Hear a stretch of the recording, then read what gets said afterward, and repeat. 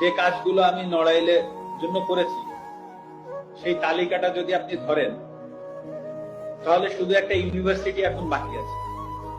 একটা সি ক্যাটাগরির জেলায় কি কি প্রয়োজন, একটা ইউনিভার্সিটি বাকি আছে।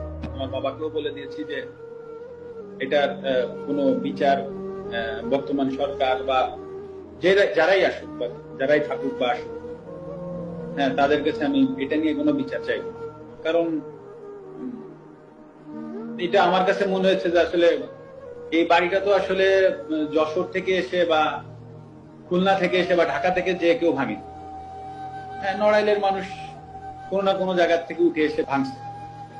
তো আসলে আমি নড়াইলের মানুষের বিরুদ্ধে আর বিচার চাইবো না। তো যেটা হয়ে গেছে ওটা আমি একসেপ্ট করে নিচ্ছি। হয়তো বা আমার কাছে আমি এভাবে একসেপ্ট করে নিচ্ছি হয়তো বা আমার কোনো ভুল ছিল, আমি কোনো ভুল করেছি, হয়তো বা তার জন্য ওনারা হয়তো বা এসে ওটা করেছে।